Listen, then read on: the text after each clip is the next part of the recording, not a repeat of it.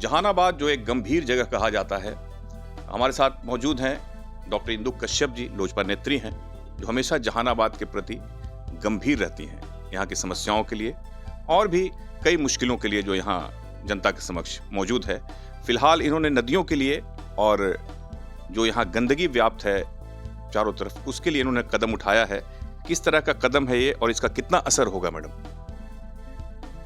जहानाबाद में सबसे पहले तो जितने भी दर्शक हैं मेरे, उन सबको मैं प्रणाम करती हूँ और जहानाबाद की समस्याओं को लेकर के आपके माध्यम से लोगों के बीच में जाना चाहूँगी कि जैसे जहानाबाद में अभी गंदगी का बहुत ज़्यादा अंबार लगा हुआ है। जैसे कचरा जब भी उठाया जाता है घर के ये से और जा कर के कहीं ना कहीं फेंक दिया जाता है। डंपिंग जोन का थोड़ा प्रॉब्लम हो रखा था, अभी पता चला है कि गोलकपुर में बना है। उसके पहले हम लोग बहुत जगह लेटर लिख करके बता रहे थे कि हाँ इसको रोका जाए। जैसे बभना वाला रोड देख रहे थे तो वहाँ कचरा फेंक करके उसको जला दिया जा रहा था। जब बात की है, मैडम यहाँ थी डीएम, उस समय इलेक्शन का टाइम भी था लोकसभा का, तो जब उनको बताया तो बोले कि देखिए इलेक्शन के बाद इस पे कार्रवाई करेंगे, लेकिन नहीं हुआ। तो थोड़ा हमें लगा कि और जो लोग भी आ रहे थे, उधर से गुजर रहे थे या बच्चा स्कूल जा रहा था, पास में ही कॉलेज भी है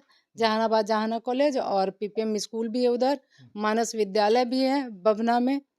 तो उन सब बच्चों के द्वारा जब एक कंपटीशन कराया गया था प्रदूषण पे ही, तो बच्चा सबसे पहले बोला कि वहाँ तो इतना ज़्यादा है और उसके गंध से हम लोग इतने परेशान हैं आने जाने में। तो हमें बहुत ही बुरा लगा इस बात को सुन कर के। लास्ट में हमें एनजीटी में केस करना पड़ा इसके लिए और उसकी सुनवाई कलकत्ता कोर्ट कर रही है और टीम भी आई थी आपका 19 तारीख को, 19/2 को, और हमें बुलाया गया आपका सर्किट हाउस में। वहाँ गए, जब उस टीम के साथ बैठे और समस्या बताया, जैसे नदी में जितना भी कचरा है, जैसे हॉस्पिटल का जो भी बेस्ट चीज़ होता है मटेरियल, वो सारा जा कर के नदी में ही डाला जाता है और कचरा जलाया जा रहा था तो उसे पोल्यूटेड था ही।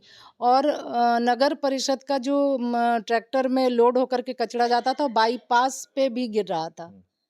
तो उन सब को रोकने के लिए हम लोगों को केस हुआ, तो टीम आई जांच के लिए और अभी मैडम की अध्यक्षता में वो टीम जांच तो भी क्या की है। होगा, क्या इससे क्या लाभ होगा, क्या क्या सुविधाएं और जो है प्राप्त होगी जहानाबाद की जनता को?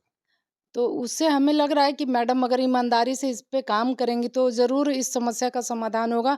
वहाँ योगा डे पे लोगों ने योगा भी किया था उसके लिए और रोका, अब तो रोक दिया गया वहाँ, अब जलाया नहीं जा रहा है और कचरा भी फेंका नहीं जा रहा है। चुनावी वर्ष है मैडम, ये जो चल रहा है अभी, पूरा मौसम में चल रहा है चुनावी।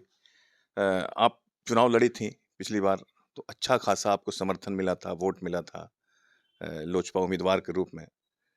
फिर से चुनाव आ रहा है और जो एनडीए गठबंधन है, ये अलग रूप में दिख रहा है। पिछली बार एक अलग रूप था, इस बार अलग रूप है। इस बार जो आपके समर्थक हैं, जो आपसे उम्मीद लगाए हुए हैं, उनको क्या कहना चाहेंगी या क्या उम्मीद करें वो लोग?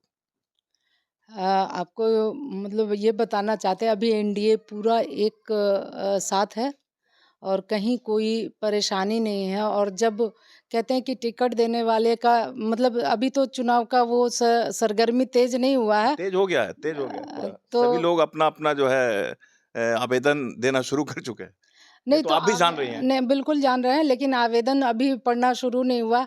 और जब आप क्षेत्र में काम करते हैं तो नेता को पता होता है कि किसे हमें लड़ाना है, किसे ड्रॉप कराना है, तो वो नेता तय करते हैं। और जब चुनाव 2020 में हम लड़े थे तो उस टाइम का माहौल कुछ और था और लोगों ने स्नेह भी बहुत दिया। जहानाबाद के लोगों ने मुझे बहुत ही प्यार दिया और उस प्यार का मैं पता नहीं कब ऋण चुका पाऊंगी, मुझे नहीं पता। लेकिन मैं आपको बताना चाहती अब हूँ वो कैसा दौर था? वो समय क्या था? अभी का समय कैसा है? आपको क्या लग रहा है? अब उस समय का दौर भी बहुत अच्छा था और इस समय का भी दौर उससे भी बेहतर है। अच्छा। तो उससे कोई परेशानी भी नहीं होगी हमें लगता है। और हम आपसे कहना चाहती हूँ कि जैसे यहाँ का जो मूवमेंट है, और जितने दिन से हमारे विधायक हैं यहाँ के, और उन्होंने जो काम किया है, पब्लिक इसका जवाब तो 2025 में देगी ही देगी। और दूसरी बात कहते हैं नेतृत्व का, नेतृत्व तय करता है टिकट किसे देना है, नहीं देना है। और मैं कहती हूँ कि मैं ईमानदारी से अपने पार्टी के साथ खड़ी हूँ। पहले भी थी, जब बीजेपी में मैं थी उसमें भी मैंने ईमानदारी से काम किया, और जो धैर्य के साथ काम करता है, हमें लगता है उसका परिणाम उसको ज़रूर मिलता है। आप भी सोशल मीडिया पे देखती होंगी और खबरों के माध्यम से, चैनल के माध्यम से, कि एनडीए में ही कई घटक दलों में कई उम्मीदवार, मतलब गंभीर उम्मीदवार हैं, जो अपने आप को प्रोजेक्ट भी कर रहे हैं कि मैं ही हूँ, मैं ही, नाम मैं नहीं लेना उचित नहीं समझता हूँ। तो उसको आप किस रूप में देखती हैं? मतलब वैसे, मतलब क्या कहना चाहेंगे आप? भाई, जो भी पॉलिटिक्स करता है, वो चुनाव लड़ना चाहेगा। हुँ। और तो आप भी दावेदारी, बिल्कुल दावेदारी तो हमारी भी है, क्योंकि मैं 25,000 वोट ला कर के बैठी हूँ, और 25,000 की मैं विधायक हूँ। भले ही हार गई हूँ, लेकिन उनके सुख-दुःख, चाहे जो भी काम होता है, मैं बढ़-चढ़ कर के भाग लेकर के उनके कामों को करती हूँ। और दावेदारी सबका होना चाहिए, जो राजनीति करता है तो वो बेचारा क्या करे? वो दावेदारी तो करेगा ही करेगा। आप दावेदारी करेंगी? बिल्कुल करेंगे, क्योंकि आधी आबादी अभी हमारे देश के प्रधानमंत्री हुँ। आदरणीय नरेंद्र भाई मोदी जी, और साथ में हमारे उनके हनुमान कहे जाने वाले भाई चिराग पासवान जी, हुँ। जो हमेशा महिलाओं और युवाओं की बात करते हैं। तो आधी आबादी को हमें लगता है कि ज़रूर नेतृत्व करने का वो मौका ज़रूर तो देंगे। आप दावेदारी जहानाबाद से ही करेंगी, कि अगर मान लें कि पार्टी कहीं और से आपको लड़ाएगी तो वहाँ से भी आप चुनाव लड़ सकती हैं? पार्टी वो तय करेगी, वो मुझे तय नहीं करना है, पार्टी को तय करना है। ऐसे मेरा क्षेत्र जहानाबाद ही है, हुँ। और जहानाबाद में जब से मेरी शादी हुई है, हुँ। उसके बाद से जब सामाजिक जीवन में मेरा प्रवेश हुआ है, और तब से लगातार अपने क्षेत्र में, अपने जनता के बीच, अपनों के साथ, अपने विश्वास के साथ खड़ी हूँ। क्या आप परिवर्तन लाना चाहेंगी अगर आपको मौका मिलता है? जहानाबाद में कौन-सा ऐसा काम आपको लगता है कि ये काम अगर हम विधायक हो जाते हैं तो ये काम हम कर देंगे? सबसे तो ज़रूरी चीज़ हमें लगता है, बेसिक नीड जो मनुष्य का होना चाहिए, वो स्वास्थ्य और शिक्षा। ये बहुत ज़रूरी है, क्योंकि आज देखते होंगे कि भूख से कोई मरता नहीं है। नहीं। लेकिन स्वास्थ्य का जो स्थिति है, कोरोना काल का आप सब से छिपा हुआ नहीं रहा। कोरोना काल में लोगों को कितना मुश्किल का सामना करना पड़ा। जैसे पटना में शंकर नेत्रालय है, मेदांता है, और यहाँ मतलब कुछ भी थोड़ा-सा भी होता है तो जाना पड़ता है पटना। हुँ। तो हमें लगता है जहानाबाद में अगर हमें मौका मिलता है, तो जहानाबाद में भी मैं चाहूँगी कि यहाँ भी उस तरह का हॉस्पिटल, मतलब बड़े-बड़े अस्पताल जो। बड़े-बड़े अस्पताल होना चाहिए, उससे बहुत सारा रोज़गार भी होगा, क्योंकि हुँ। जहानाबाद में कुछ था नहीं, है नहीं। और जैसे ये हमेशा प्रभावित रहा, देखे होंगे कि 90 के दशक में, हुँ। कि सुबह-सुबह का पेपर में रहता था, ये इस गाँव में हत्या हुआ, इस गाँव में इतने लोग मरे।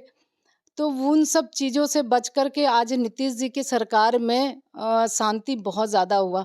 वो जंगल राज से लोगों को मुक्ति मिला, और एक भय जो था वो ख़त्म हुआ।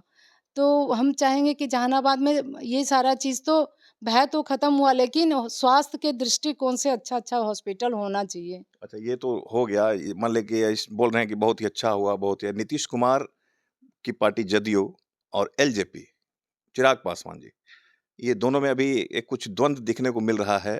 एक सांसद और विधायक के बीच में आपने देखा होगा कि दोनों में एक अलग माहौल बनाया जा रहा है। इसको आप किस रूप में देख रही हैं?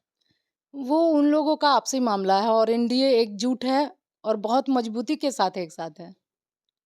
मतलब आप जो है इस पर कुछ नहीं बोलेंगी? नहीं, नहीं, बोलना कुछ नहीं है, उनका अपना व्यक्तिगत मतलब मामला है, इसमें तो कहीं ना मतलब एलजेपी है, और ना कहीं जदयू है। हम सवाल एक बार फिर से पूछेंगे कि अगर आपको मौका मिलता है तो सिर्फ़ जहानाबाद ही आपका चॉइस है कि और भी चॉइस है? नहीं, वो तो पार्टी नेतृत्व तय करेगी कि हमें कहाँ से लड़ाएगी, कहाँ मैं सूटेबल बैठूँगी, उसके हिसाब से वो अच्छा, काम आखिरी होगा। सवाल करेंगे कि अगर आपको नहीं मिलता है टिकट, तब आप क्या करेंगी? दावेदारी मेरी है, मुझे तो लड़ना है। मतलब क्या निर्दलीय भी लड़ेंगी? मैं अभी निर्दलीय की बात नहीं, मेरी पार्टी क्या तय करती है, उसके हिसाब से मैं काम करूँगी। तो हमारे साथ डॉक्टर इंदु कश्यप, लोजपा नेत्री, बहुत ही बेहतर तरीके से इन्होंने बताया कि चूँकि इनको पिछले विधानसभा में अच्छा खासा वोट आया था, 25,000 से ज़्यादा वोट इनको यहाँ की जनता ने दिया था, जहानाबाद की जनता ने। और निश्चित तौर पर हर को उम्मीद रहता है, हर की महत्वाकांक्षा है, जो भी राजनीति करते हैं, चुनाव लड़ने का। अब आने वाले समय में पता चलेगा कि चिराग पासवान इन पर कितना विश्वास करते हैं, कितना मौका देते हैं, कहाँ से मौका देते हैं, ये सब कुछ आने वाले समय में पता चलेगा। आप देखते रहिए हमारा ख़ास कार्यक्रम, लाइक कीजिए, शेयर कीजिए और सब्सक्राइब ज़रूर कीजिए। नमस्कार।